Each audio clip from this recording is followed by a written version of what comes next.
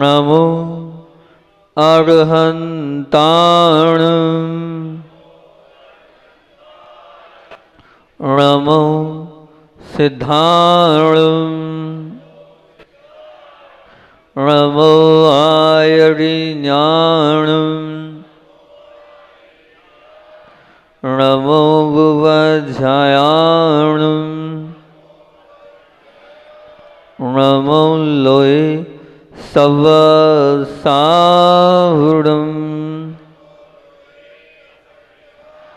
नमो अरिहन्ताण नमो सिद्धाण नमो आयरिज्ञान नमो बुवध्यायाण नमो लोये सवसाहुडं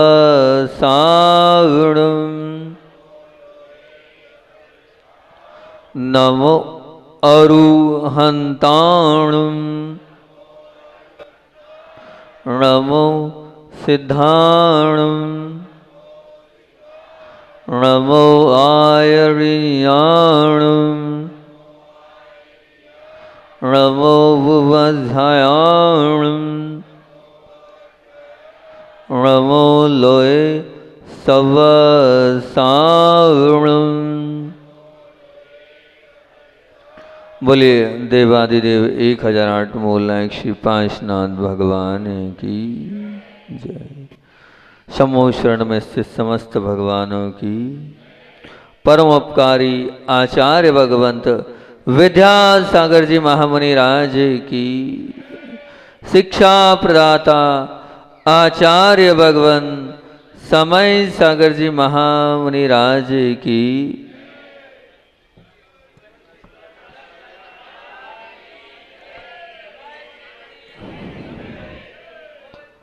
भगवान बनना है, भगवान के बाजू में बैठना है, वो भगवान बनने की कला को आत्मसात करना है, उस पर अपनी चर्चा चल रही है। और अपना मंगलाचरण है कि तीर्थंकर बनना है तो हिंसा का तांडव हटाना होगा, तीर्थंकर बनना है तो झूठ का पवन करना होगा, तीर्थंकर बनना है तो चोरी का दामन छोड़ना होगा, तीर्थंकर बनना है तो कुशील का जाल तोड़ना होगा, तीर्थंकर बनना है तो परिग्रह का आग्रह छोड़ना होगा, तीर्थंकर बनना है तो जीवन का निर्दोष बनाना होगा, तीर्थंकर बनना है तो सप्तशील की ओर मुड़ना होगा, और तीर्थंकर बनना है तो अष्ट प्रवचन मातृकाओं की ओर झुकना होगा। और हिंसा के तांडव की बात अपन 8, 10, 12, 15 प्रवचनों के साथ अंत प्रवचन अपना किया था। और प्रवचन में सारभूत में हमने एक बात बोली थी कि जो हॉर्लिक्स कंप्लेंट जो आप लोग लेते हैं उसमें ई नंबर मिले होते हैं, उसको ना लें तो बहुत अच्छी बात। पहली बात आपके बीच में की। दूसरी बात बोली थी कि 2 से लेकर 5 साल तक बच्चों को अगर देना भी है तो आप वे दें। वे मतलब क्या, छेने का वो पानी दें, और छेने का पानी आप 3, 4, 5 चम्मच अगर देंगे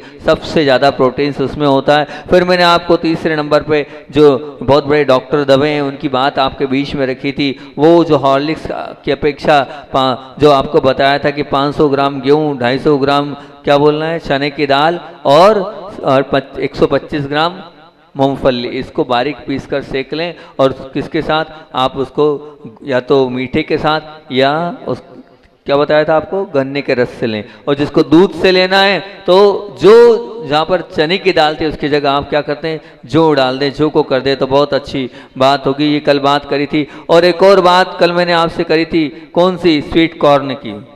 स्वीट कॉर्न मतलब जो अमेरिकन आ गया उससे बहुत दूर हो जाना, नहीं तो इंसुलिन का प्रभाव बहुत ज़्यादा बढ़ जाएगा। और करी थी आपसे अंजीर की बात। अंजीर मतलब क्या, 6वें नंबर पर कि अंजीर मीन्स सीधे सीधे क्या है, वो चतुर इंद्रिय जीव का भंडार है, तो आप उससे भी बच जाना अगर आप ले रहे हैं तो। और कल हमने आप लोगों से अंत में बहुत बातें तो बहुत सारी करी, मुख्य रूप से बात करी थी कि नौकरों पर भी अतिभार हिंसा ही कहलाता है। अधिक देर काम करना हिंसा कहलाती, कम वेतन देना, तो व्यापार पर बोनस नहीं देना, सदस्य घर के बढ़ रहे हैं फिर भी वेतन नहीं बढ़ाना, और अधिक अधिक अधिक देर तक कार्य कराना ये। और अंत में 8वें नंबर पर हमने बात बोली थी, अपनी 8 बिंदुओं पर चर्चा चालू हो गई। आप लोग लिख रहे हो नहीं लिख रहे हो?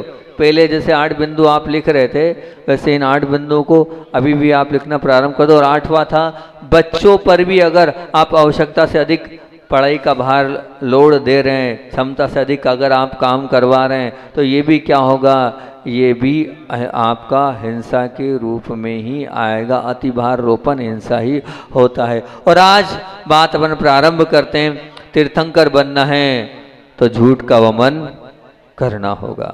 मतलब वमन क्या कहलाता है? वमन मतलब शरीर की वो प्रक्रिया, बाहर निकालने की प्रक्रिया को कहते हैं वमन। जब शरीर एक्सेप्ट नहीं करता है तो क्या होता है, वो अपनी गंदगी को बाहर करता है। उसी प्रकार तीर्थंकर बनना है तो झूठे संसार का वमन आपको करना ही होगा, तभी आप अमन और चैन से तीर्थंकर के चरण में बैठ पाएंगे, नहीं तो नहीं बैठ पाएंगे। आपके जीवन में अगर झूठ है तो निश्चित है, मान के चलना आप आगे नहीं बढ़ सकते। आप देखो, अपने आप का विश्लेषण करो कि आप मान लो सुबह से लेके शाम तक आप अपने जीवन में झूठ बोल रहे हो, और 10 झूठ बोले मीन्स आपने, और 10 झूठ में से ये मान के 70% झूठ बिना मतलब के होते हैं। मतलब कोई कारण नहीं है उन झूठ बोलने में, लेकिन बिना मतलब के आप वो झूठ बोलते चले जाते हो, निरर्थक बोलते रहते हो झूठ। ऐसा करने से होगा क्या, हमने सुना है कि महिलाएं बहुत ज्यादा झूठ बोलती है। महिलाएं बहुत ज्यादा झूठ बोलती हैं। नहीं, आहार की एक बात अलग हो गई, ठीक है, हमारे साथ जो कर रहे हो ठीक है, लेकिन वो तो कोई दिक्कत ही नहीं है। लेकिन महिलाएं घर में अधिक झूठ बोलती है, इसीलिए जो है उनको बार बार उसी पर्याय में आना पड़ता है। तो ध्यान रखो, ये बहुत ज़्यादा केंद्रित किया गया है महिलाओं के ऊपर। और वो जो महिलाएं झूठ बोलती है, वो पुरुष वर्ग का झूठ बोलना व्यवहारिक है, उसको व्यापार के कारण बोलना पड़ता है। लेकिन जो महिलाओं का झूठ होता है वो निरर्थक होता है। वो बिल्कुल निश्चित ही मान के चलना, वो निरर्थक, वो कितना बोल रही है उस पर विचार करें। क्योंकि आप ये मान के चलना कि आप मान लीजिए सास बहू के विवाद में भी आप बोल रहे हैं तो वो निरर्थक ही है। छोटी सी बात को आप बहुत बड़ी बात करते हैं, हुआ छोटा सा, लेकिन जब कोई घर में आता है, मतलब बड़े या तो अपने पतिदेव आते हैं या आप अपनी माता को अपने मायके पक्ष बताते हो, तो वो छोटी सी बात को कितने बड़ी बात बनाकर बोलते हो, जो था वो आप प्रस्तुत नहीं करते हो। तो ये कुल मिलाकर क्या हो गया, ये एक बहुत बड़ा झूठ ही हो गया ना। आप झूठ ही बोलते चले जा रहे हो। और आप झूठ निरर्थक कैसे बोलते हो, मान लीजिए आप जो सामग्री है, अब वो सामग्री आपने लेके आए, अब वो सामग्री कितने की है और आप कितने में बताते हो। अब भैया ओरिजिनल कास्ट उसकी आप बता भी दोगे तो क्या बिगड़ जाएगा, लेकिन नहीं, आप उसकी ओरिजिनल कास्ट नहीं बताते हो, ये भी एक प्रकार से तो सीधा सीधा झूठ ही, जबकि कोई कुछ नहीं होने वाला। आप रिश्तेदारी है, अब रिश्तेदारी में अपने आप को बड़ा बताना, या जिससे रिश्तेदारी उसको बड़ा बताना, या बच्चों की पढ़ाई है, अब बच्चों की पढ़ाई चल रही है, उस बच्चों की पढ़ाई में कुछ नंबर लाया, कुछ बताना, तो ये सब क्या है, ये बिना मतलब के झूठे जो आप बोल रहे हो, जिससे कोई भी सार्थकता नहीं है। तो आप विचार करो, हम झूठ बोल भी रहे हैं तो क्यों बोल रहे हैं। हम अगर व्यापार कर रहे हैं, व्यापार में कितनी हमारी सेलिंग है, हम या तो उसको बहुत ज़्यादा बता देते हैं या बहुत कम बताते हैं। कोई अब सामान आया है, अब आया है तो सीधी सच्ची बात है ना, आप सात्विक काम करो ना, या तो उसको बताओ मत कितने का आया है, लेना हो तो ले, नहीं तो मत ले। क्यों झूठ बोलकर आप क्यों झूठा जीवन जी रहे हो। सीधे से 5 पाप में झूठ आता है। हम ये बोलते हैं, लोग मतलब जीव मारने को पाप मानते हैं, ठीक है ना। अगर कोई जीव मर जाता है तो प्रायश्चित लेने आते हैं, लेकिन कभी झूठ बोलते हैं दुकान पर, उसका कोई प्रायश्चित नहीं मारते। बताओ, अगर दुकान में चींटी मर जाती है तो आप प्रायश्चित लेने हमसे आते हो, लेकिन दुकान में 10 बार आप झूठ बोल रहे हो, तो क्यों। बिना झूठ के काम नहीं चल सकता। नहीं लेना हो तो मत लो भैया, कोई दिक्कत नहीं है। अगर आपको लगता है मुझे अपनी ओरिजिनल कीमत नहीं बताना, तो आप झूठ बोल के आप उल्टा काम क्यों कर रहे हो। झूठ को पाप आप स्वीकार करो। बहुत बड़ी गलती कि आप झूठ को पाप स्वीकार नहीं कर रहे हो। 5 पाप जब बरोबर हैं, हिंसा भी है, झूठ भी है, चोरी भी है, कुशिल भी है, पर वो चोरी को पाप मान लेंगे, बहुत अच्छे से मान लेंगे, अब्रह्म को पाप मान लेंगे, पर झूठ को पाप स्वीकार नहीं कर रहे हैं। बहुत बड़ी ये विडंबना है हमारी। हम झूठ बोलते चले जा रहे हैं और झूठ को हम पाप नहीं मान रहे, उसका प्रायश्चित नहीं मांग रहे, उसके अंदर हमारी बुद्धि नहीं चल रही है। हम तो पहली बात ये बोलते हैं, आप झूठ पहले बोल रहे हो, बहुत अच्छी बात है। बोलने के पहले सोचो तो, और फिर बोलो कि मैं क्या बोल रहा हूँ और इसके माध्यम से क्या होगा। और सबसे बड़ी बात तो ये आपने बोल दिया, बहुत अच्छी बात है। दूसरी बात ये कि झूठ बोलकर मेरे जीवन में क्या प्राप्त होगा। जो मैंने प्राप्त कर भी लिया है और जिसको मैंने हासिल कर भी लिया है, तो उससे होगा क्या, इस पर विचार करो कि हम झूठ से कभी हम विश्वास बना पाएंगे क्या। आपने झूठ बोल तो दिया, लेकिन उस झूठ से क्या आप अपने साथ में रहने वालों के साथ विश्वास बना पाओगे?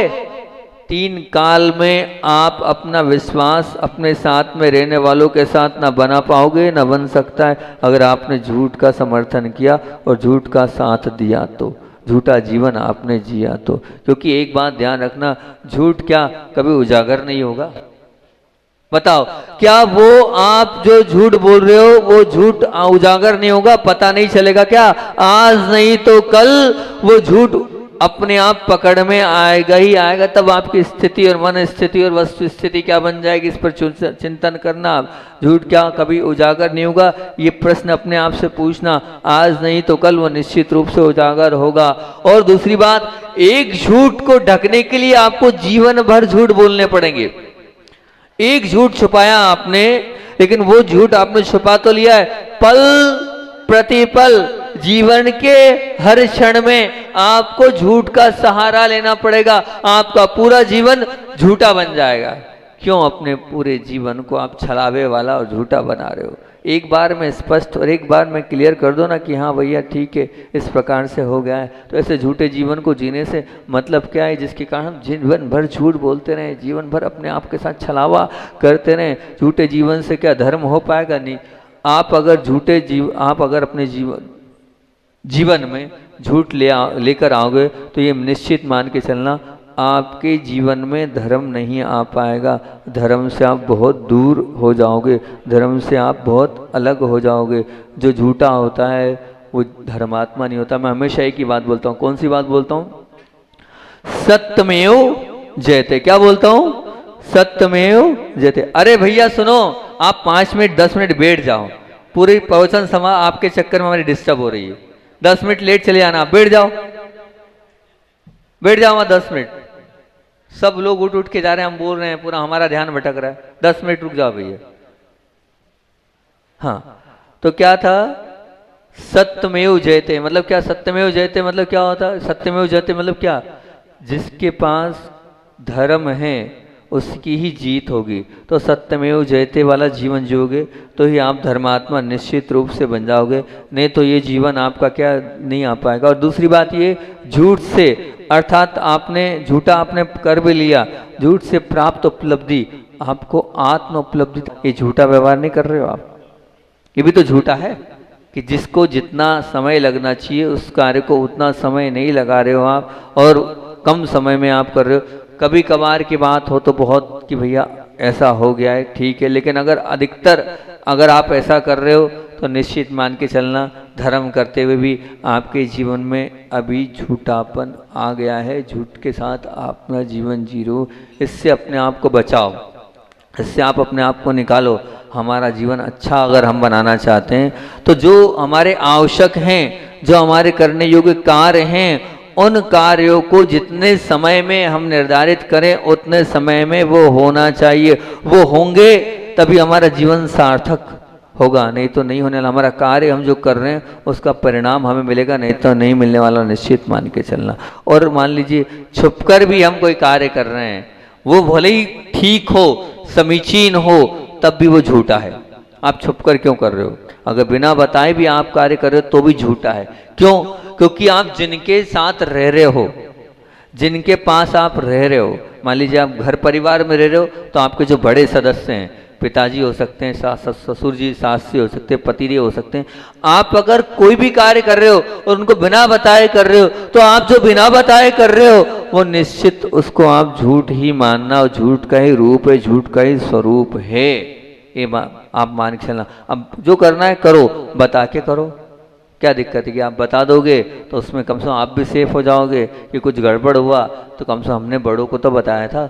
और मान लो हो सकता है कुछ और बता दे आपको, आप बढ़ तो रहे हो आगे उस कार्य में, तो उनके माध्यम से और कोई ना कोई निर्देशन आदेश आपको या ना कोई और रास्ता आपको मिल जाए। तो ध्यान रखना, अगर आप छुपकर और बिना बताए भी कर रहे हो, ये भी झूठ की श्रृंखला में ही शामिल होगा। क्योंकि आप बिना बताए कर रहे हो तो चोरी भी हो गई वो और झूठ भी हो गया वो।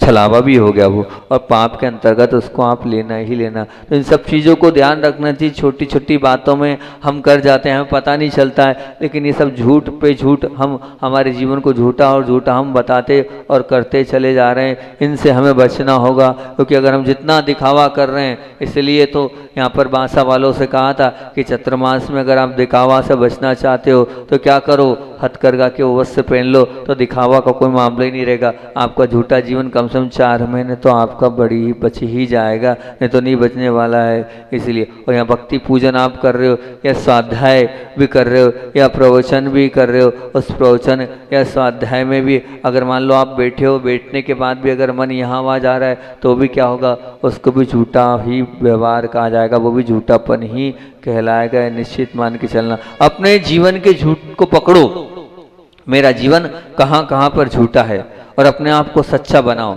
जितना आप सच्चा बनाओगे उतने ही आप अच्छे और महान बनते चले जाओगे। निश्चित एक बहुत बड़ी आपके बीच में बात रखता हूँ कि अमावस्या के 15 दिन बाद पूर्णिमा आती है। अमावस्या के 15 दिन बाद पूर्णिमा आती है।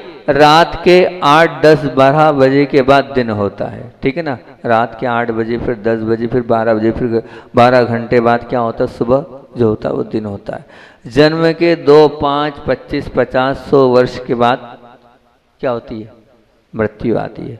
परंतु ध्यान रखना, एक बार वचन लब्धि हाथ से छूट गई तो अनंत काल के बाद भी पुनः वो प्राप्त नहीं होने वाली है।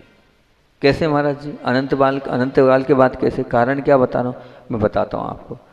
एक इंद्रिय में वचन लब्धि नहीं होती, एक इंद्रिय में वचन लब्धि नहीं होती, और एक इंद्रिय की काय स्थिति मतलब एक इंद्रिय में बार बार जन्म लेना, बार बार जन्म लेना, फिर जन्म लेना, फिर मरण करना, फिर जन्म लेना, फिर मरण करना, उसको कहते हैं काय स्थिति। तो एक ही काय में बना रहना, उसको चेंज नहीं करना, उसको कहते हैं काय स्थिति आगम में, कि उससे आप परिवर्तित नहीं करना, उसी में रहना। तो कहते हैं एक इंद्रिय की काय स्थिति असंख्यात पुद्गल परावर्तन। क्या बोला, थोड़ी धर्म की बात आपके बीच में रख रहा हूँ, थोड़ी कठिन बात परोस रहा हूँ आपको मैं, लेकिन मैं फिर भी आपको वहां तक पहुंचाना चाह रहा हूँ, आप थोड़ा समझें। क्या बोल रहा हूँ कि एक इंद्रिय की उत्कृष्ट काय स्थिति असंख्यात पुद्गल परावर्तन काल। अब ये असंख्यात पुलागल क्या मतलब, एक एक पुद्गल परावर्तन में, मतलब जो एक एक होता ना, एक पुद्गल परावर्तन जो होता है, वो एक पुद्गल परावर्तन में जो आपकी अवसर्पणी और उत्सर्पणी जो मैंने आपको सिखाई है, वैसी असंख्यात निकल जाती है। एक पुद्गल परावर्तन में असंख्यात उपसर्पणी और अवसर्पणी निकल जाती है। अब इससे भी कई गुना बड़ी क्या है, एक इंद्रिय की काय स्थिति है, मतलब उसी में जन्म लेना, उसी में मरना, उसी में जन्म लेना, उसी में मरना, उसको कहते हैं काय स्थिति। तो इतनी काय स्थिति है। अब प्रश्न ये है कि वचन लब्धि की आपको दुर्लभता समझ लो, उसकी समझो कैसे आपको मिली है। अब ये वचन लब्धि किसको मिलेगी, किसको मिलेगी वचन लब्धि, जो एक इंद्रिय से अन्य दूसरी, तीसरी, चौथी, पंचेंद्रिय में आएगा तब मिलेगी। अब ये जो आपको वचन लब्धि आपको प्राप्त हुई है, ये मान के चलना अनंत काल में, मतलब क्या, जो चीज आपको मिली है उसको आप समझना अनंत काल के बाद मिलती है और अल्प काल के लिए प्राप्त होती है। क्या बोल रहा हूं, ये जो वचन लब्धि आपको मिली है अनंत काल के बाद मिलती है और अल्प काल के लिए मिलती है। बहुत अल्प काल है वो, कितना बड़ा काल है फिर से बताऊं, एक इंद्रिय का वो काल कितना उत्कृष्ट काल से असंख्यात पुद्गल परावर्तन। असंख्यात किसको बोलते हैं, अनकाउंटेबल पुद्गल परावर्तन, मतलब आप गिन नहीं सकते। पुद्गल परावर्तन क्या, पुद्गल परावर्तन मतलब जो आपकी ये अभी पहला काल, दूसरा काल, तीसरा काल, अभी कौन सा काल चल रहा है, 5वां काल, अभी फिर इसके बाद कौन सा लेगा, 6वां काल। ऐसे 6 काल एक तरफ, फिर 6 उत्सर्पणी के, ऐसे 6 और 6 12 काल होते हैं। इन ऐसे 12 काल असंख्यात निकल जाते हैं। ऐसे 12 काल, जो ऐसे 12 परिवर्तन है, ऐसे असंख्यात एक पुद्गल परावर्तन में निकल जाते हैं। ऐसे पुद्गल परावर्तन असंख्यात, बिल्कुल दिमाग से परे की बात है, ऊपर से चली जाती है बात। कि इतना लंबा काल एक इंद्रिय मतलब उसी में, उसी चट्टान ही चट्टान में उत्पन्न होना, उसी पेड़ ही पेड़ में उत्पन्न होना, उसी जल ही जल में उत्पन्न होना, उसी अग्नि अग्नि उत्पन्न होना, वही वायु काय में उत्पन्न होना। एक इंद्रिय मतलब वही पृथ्वी जल अग्नि वायु वनस्पति काय, उसी में जन्म लेना मरण करना, जन्म लेना मरण करना, जन्म लेना मरण करना। सोचो आप, वही मट्टी मट्टी बनना आपको, वही आग ही आग बनना आपको। तो इतना बड़ा काल उसका रहता है। उस उतने बड़े, जब मैं उसको पढ़ रहा था तो मैंने कहा इसको तो मुझे बिल्कुल बोलना चाहिए, तब कि सबकी आंखें खुले कि हमें वचन लब्धि मिली है। तो इस वचन लब्धि का जब मैं इसको पढ़ रहा था तो इसलिए मैंने इसको गौर करके इसको नोट किया। मैं सबके बीच में इस बात को लिखूंगा।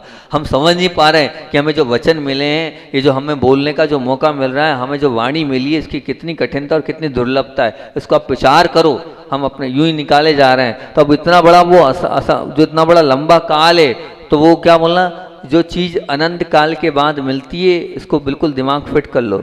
जो चीज़ अनंत काल के बाद मिलती है और अल्प काल के लिए प्राप्त हुई है, अब वो अल्प काल के लिए प्राप्त हुई, उसका आप उस चीज़ का आप सदुपयोग हम कर रहे हैं कि नहीं कर रहे हैं। अगर हम उसके प्रति लापरवाह हैं तो हमारे लिए कि वो हानिकारक ही है। उसका हम अगर दुरुपयोग कर रहे हैं तो हमारे जीवन में, अपने जीवन को नुकसान में ही पहुंचा रहे हैं, अपने कर्मों को बांधते ही चले आ रहे हैं। अगर आप अपना हित करना चाहते हो तो बिल्कुल जो हमने कल परसों बोली थी बात, जो गुरुदेव की बात है, धीरे बोलो, मीठा बोलो, कम बोलो और जरूरत होने पर बोलो, तो निश्चित रूप से इस वचन लब्धि का प्रभाव पड़ेगा। आप जितना बोलते हो ये निश्चित मान के चलना उसमें झूठ ही है। वो तीर्थंकर के जो भरत के जो पुत्र थे वो नहीं बोले कि हम किससे बोलें, हम जो सत्य बोलता उसी से बोलेंगे। और सत्य के कौन बोलते हैं? सत्य भगवान के अलावा कोई बोलते ही नहीं है। इसलिए उन्होंने सीधे भगवान से ही बात करी और सीधे दीक्षा ले ली। सोचो, जन्म से लेकर जो है जब तक दीक्षित हुए तब तक कितने 923 ना, 923 बोले नहीं। किससे बोले और क्या बोले? और तो और जब भगवान दीक्षा लेते हैं तो दीक्षा लेते ही मौन, इधर दीक्षित नहीं हुए उधर सीधे अखंड मौन, बोलते ही नहीं है। कौन? तीर्थंकर भगवान। जब होता तब केवल ज्ञान की ध्वनि खिरती। आप विचार करना तो आपको ये अनंत काल के बाद और अल्प काल के लिए इस बात को बिल्कुल एकदम टिक कर लेना। जो चीज़ अनंत काल के बाद मिली है और अल्प काल के लिए मिली है, तो उस अनंत काल के बाद मिली चीज को, और वो भी अल्प अनंत काल के बाद तो मिली, लेकिन अल्प काल के लिए वो जो चीज़ मिली है उसमें हमारे जीवन में असत्य क्यों आना चाहिए? नहीं, मेरा कुछ भी हो जाए, मेरे जीवन में असत्य का प्रयोग मैं नहीं करूँगा, बिल्कुल नहीं करूँगा। हो जाता है महाराज जी, नहीं चाहते भी हम झूठ बोल देते हैं, क्या करें? अब उसका कोई इलाज तो बताओ। तो मैं जो आपको मेडिटेशन सिखाता हूँ, तप कल्याणक का जो मेडिटेशन सिखाता हूँ, ध्यान सिखाता हूँ, उसमें जो एक बीजाक्षर आपको बताता हूँ मैं, कहाँ पर? दाहिने गाल पर ला, उसके नीचे मात्रा, उसको कहते हैं ली। ओम लीम नमः। अगर आपको लगता है मैंने झूठ बोला है, आप कम से कम यहाँ पर 108 बार मेडिटेशन कर लें उसका। ओम लीम नमः, ओम लीम नमः, ओम लीम नमः, ओम लीम नमः। आप ओम लीम लगा करते चले जाएंगे तो निश्चित ये मान के चलना वो आपके जीवन का वो जो झूठ है वो झूठ निकलता चला जाएगा। लेकिन आप अपने जीवन से उस झूठ को निकालो धीरे धीरे करके। यहाँ जितने लोग यहाँ बैठे हैं ये कहो कि हमारा जीवन सच्चा और अच्छा बनेगा। कल परसों और इस पर मैं बात रखूँगा 5 बिंदुओं 6 बिंदुओं के ऊपर, वो आपके बीच में और रख दूंगा विशेष रूप से बात, ताकि आपके जीवन में इन 2-3 प्रवचनों के माध्यम से आपका जीवन झूठ से सच की ओर ले जाने का पूरा प्रयास करूंगा। लेकिन आज इतने तो आप कटिबद्ध हो जाओ कि महाराज जी हम पहली बात तो झूठ बोलेंगे नहीं, और अगर गलती से झूठ बोल भी देते हैं तो उसका एक रेशो तय कर लो, 9 बार 21 बार इस जाप को करेंगे तो आप कम से कम आपका जीवन सच्चा और अच्छा बन जाए। ये हमारी बात है। बोलो कमिटमेंट होगा इतना?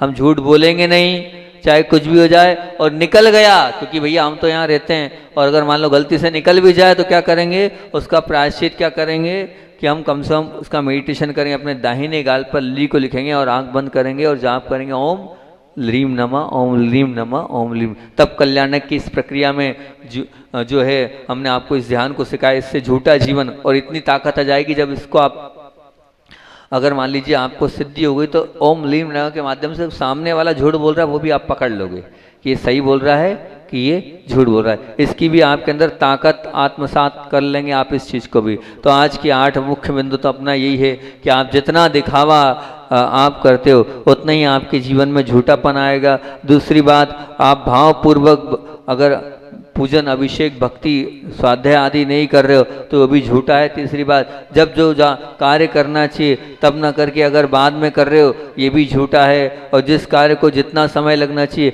अगर उतने समय में नहीं कर रहे हो ये भी क्या है, झूठा है। और छिपकर और बिना बताए भी अगर आप कर रहे हो तो ये क्या है, ये भी एक प्रकार से निश्चित रूप से मान के चलना ये भी झूठा है। और आज की मुख्य बात जो आपसे बोल रही है कि एकेंद्री की वचन लब्धि, एकेंद्री में वचन लब्धि नहीं होती है, फिर किस में होती है, दो इंद्रिय से होती है, लेकिन वो एकेंद्रीय पर्याय का जो काल है उसको याद रखना। उत्कृष्ट का स्थिति असंख्यात पुद्गल परावर्तन, बहुत बड़ा काल होता है। उसके बाद जो अंतिम बात याद रखना, जो चीज़ अनंत काल के बाद मिली है उसे अनंत काल के बाद तो मिली है लेकिन कितने काल के लिए मिली है, अल्पकाल के लिए मिली है। वो वचन लब्धि बहुत अल्पकाल के मिली है, उसका हम बहुत अच्छे से प्रयोग करें, बहुत सोच समझ के प्रयोग करें, तभी हम जीवन में उत्कृष्टता की ओर आ सकते हैं। आचार्य भगवान की बात को मैं करके अपनी बात को विराम दूंगा। एक बार की बात है कि एक सज्जन आए, भोपाल के रहने वाले थे, गुरुदेव से जुड़े हुए थे और उनके बालक को एक बहुत बड़ी बीमारी हो गई और उन्होंने कहा अधिक से अधिक इस बालक की उम्र 25 वर्ष, बहुत अगर जी पाएगा तो ये बालक 25 वर्ष जी पाएगा, इससे ज़्यादा नहीं जी पाएगा। ऐसी पूरी रिपोर्ट्स आ चुकी हैं। और जब गुरुदेव के चरणों में वो आए भोपाल के लेकर कि ऐसा ऐसा है गुरुदेव, इकलौती संतान है, इतना बड़ा सेटअप है, क्या करेंगे हम समझ में नहीं आता हैगा। और अब बड़ी मुश्किल से तो ये संतान हमारे से हुई थी और लेकिन इस प्रकार की बीमारी है। और फूट फूट के दोनों माता पिता वहाँ रोने लगे। जब भी गुरुदेव के समक्ष कोई रोता था तो गुरुदेव क्या पता क्या इतने द्रवित भूत हो जाते थे। उन्होंने कहा विकल्प नहीं करो, विकल्प नहीं करो। उस बालक को बुलाया, उसके सिर पर हाथ रखा और उससे बोला नमोकार मंत्र की माला फेर सकते हो? तो बोले जी आचार्य श्री जी फेर सकते हैं। ठीक, बोले अब आपको बहुत भावपूर्वक नमोकार महामंत्र का जाप करना है ना, कितनी माला फेर सकते हो? अच्छा श्री आप जितनी बोलोगे उतनी फेर सकते हैं। नहीं नहीं फिर भी कितनी फेर सकते हो? अच्छा ठीक, 5 माला प्रतिदिन फेरना है ना, हमारा आशीर्वाद है, सब ठीक हो जाएगा। आचार्य श्री ने उसको बहुत अच्छे से आशीर्वाद दिया। आशीर्वाद देने के बाद अब वो देखना, इधर गुरुदेव ने आशीर्वाद दिया, आशीर्वाद देने के बाद उसकी एक रिपोर्ट जानी थी अमेरिका। वो बीमारी लाखों करोड़ों में एक आध को होती है, ऐसा उन्होंने वहाँ बताया था। मैं तो वहाँ खड़ा था, करोड़ों में एक आध को होती है ऐसी वो बीमारी थी। नाम तो उस बीमारी का मैं भूल गया कौन सी बीमारी थी वो। अब वो वहाँ उन्होंने आशीर्वाद दिया, वो रिपोर्ट अमेरिका गई, महीने भर बाद रिपोर्ट आई। रिपोर्ट आने के बाद वो पूरी रिपोर्ट नॉर्मल।